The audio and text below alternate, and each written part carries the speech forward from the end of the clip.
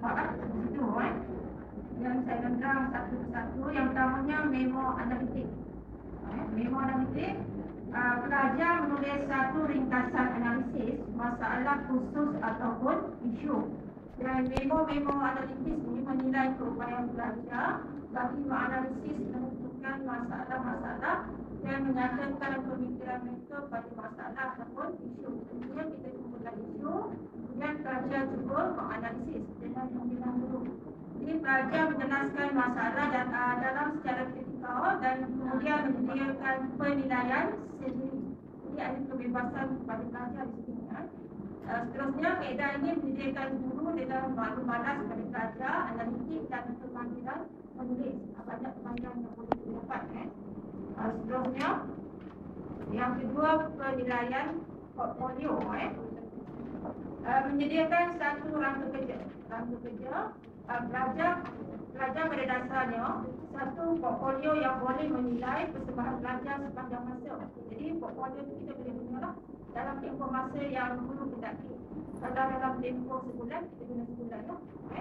Kemudian julat penilaian portfolio daripada menunjukkan karya terbaik pelajar-pelajar untuk satu rekod pelajar sepanjang masa. Dikumpulkan dalam aktiviti formatif dan ketika penilaian dilakukan, diselesaikan dan mengundang sebenarnya ini sebagai sebahagian daripada satu kegiatan pelaksanaan formatif. Portfolio boleh mengambil tempat desaan, akti ataupun beberapa bentuk penilaian yang lain. Artinya kalau cikgu di sekolah, kita boleh letakkan markah untuk satu kerja khusus pada pelajar.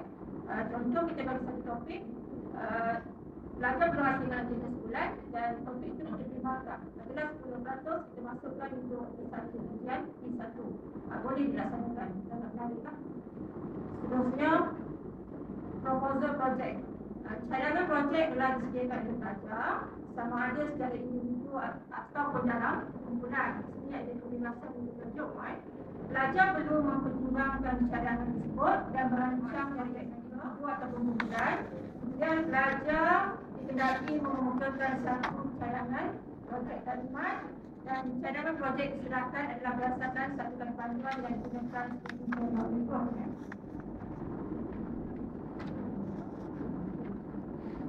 ini boleh lihat di paparan tersebut.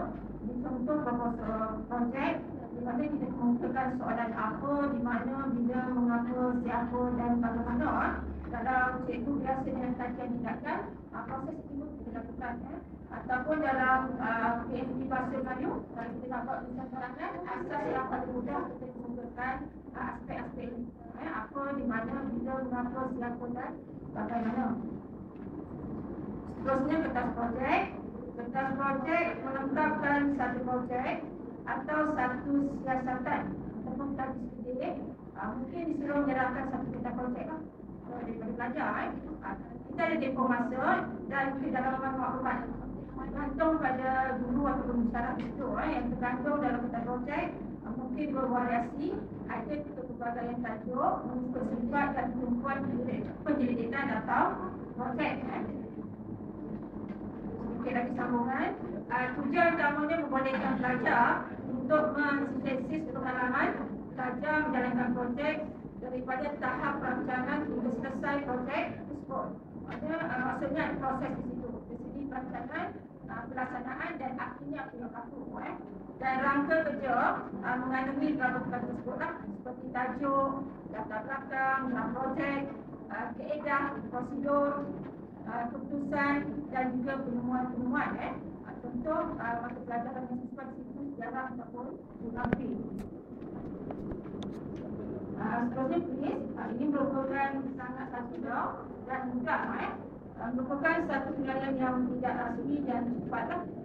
Biasanya direka bentuk oleh guru bagi menilai pelajar-pelajar semasa proses pengajaran dan pelajaran dalam kelas. Untuk membolehi maklum malas, para pelajar mempelajari tajuk khas ataupun unit-unit kurikulum yang kecil ataupun yang besar. Dia nak tulisan yang sebelum.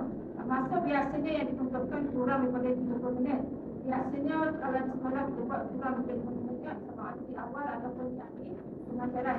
Dan kuis boleh mengandungi pilihan soalan tanda, ya atau tidak, ataupun soalan-soalan seperti mesti tempat kosong, tergantung pada individu lah.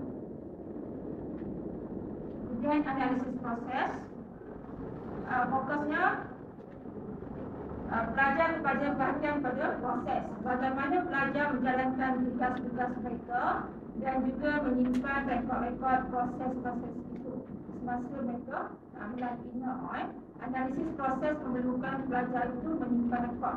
Ini kemahiran dari proses dan juga menyimpan rekod. Seterusnya memerlukan pelajar mengulas pada kesimpulan, mereka perlu mengulas dan mereka dianjurkan berdasarkan kepada pendekatan yang digunakan untuk tugasan. Itu apa yang dapat mereka pelajari berdasarkan pengalaman itu. Contohnya dalam amal sana.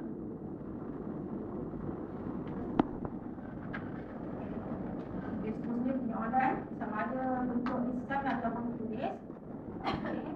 Teknik penyoalan ini merupakan satu teknik yang sangat penting. Menggunakan teknik juga. Dan dari segi teknik penyoalan menggalakkan pemikiran dalam kalangan pelajar. Dan penyoalan tadi sama ada soalan arah tinggi ataupun rendah. Dan kemungkinan juga cikgu akan mencampurkan soalan arah rendah dan tinggi. Ataupun kita mulakan dengan arah rendah, lebih sedikit ke arah yang lebih tinggi.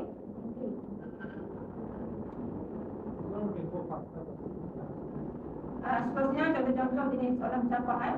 Cikgu tengok penegahan tersebut. Ini contoh sahaja. Ini contoh soalan tertutup berdasarkan taksonomi hidup. Jadi rujuk pada edaran. Okey, seterusnya ringkasan penulisan. Kalau di sekolah, kalau dalam fasa tidak ada penulisan ringkasan. Dan di peringkat teratas kita ada rumusan.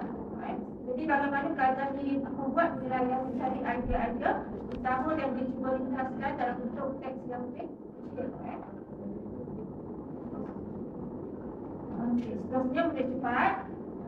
Satu lagi teknik penilaian yang mudah lah yang biasa digunakan oleh guru kerana dia dapat menyediakan maklum balas yang lebih cepat.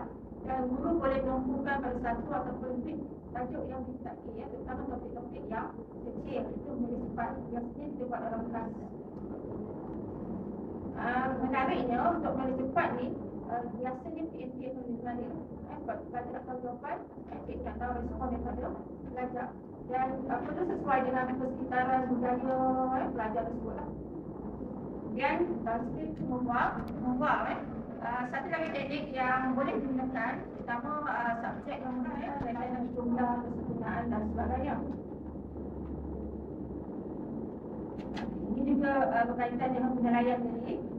Kita rujuklah, kita jadikan dia sangat baik, cukup, tidak cukup, lemah, ataupun kita boleh ubah semedang, baik, sederhana, memuaskan ataupun lemah.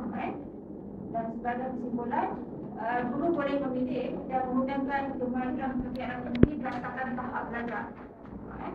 Kemudian sekitaran dan juga bahan untuk membantu pelajar secara fikir dengan lebih baik sesuai dengan sekitaran semasa yang disesuaikan dalam falsafah pendidikan pembesaan kita untuk melahirkan pelajar yang seimbang dari segi jasmani, emosi, rohani dan intelek dan memenuhi impian wawasan 2020.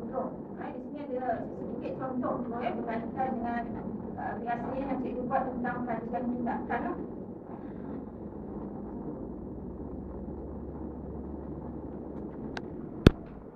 Ini promosi projek. Untuk kita beri tajuk ini, kejadian buli dalam kalangan murid. Murid pun diperhatikan sejak belakangan ini, uraikan punca-punca dalam rangka untuk mengatasi isu.